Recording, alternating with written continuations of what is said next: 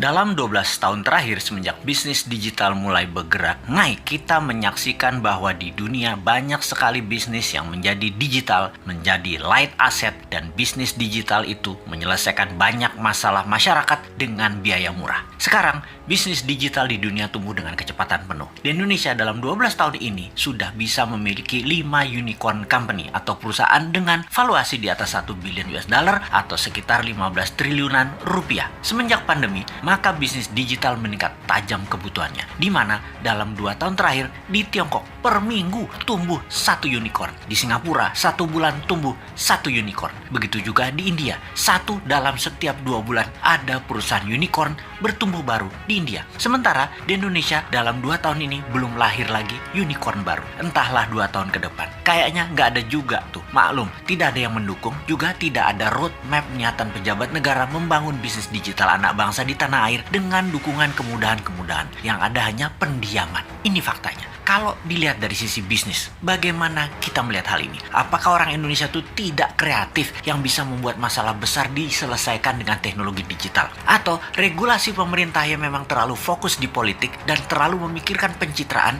sehingga lupa mengangkat sendi bernegara lainnya seperti ekonomi, budaya, sosial, pertahanan, dan keamanan? Terlalu politik, sangat politik, serta politik adalah segalanya yang harus didulukan. Sungguh, unicorn ini berciri satu hal, semakin besar problem yang di-solve, semakin besar masalah yang terselesaikan. Maka semakin cepat perusahaan digital itu bertumbuh serta dibutuhkan karena memang menyelesaikan masalah-masalah besar tadi.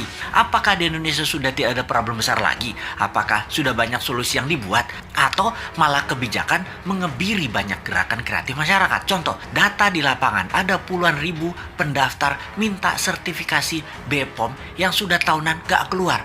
Bagaimana UKM mau maju kalau demikian? Ini adalah salah satu contoh pengebirian kreativitas. Ada sisi lain lagi, di mana di dunia bisnis digital harus menggunakan server nasional sementara kita minta zero downtime. Apakah perusahaan nasional milik negara tersebut berani kasih garansi, yaitu zero downtime? Nggak ada tuh. Bahaya dalam bisnis digital misalnya kalau mau transfer duit, tahu-tahu ngedrop.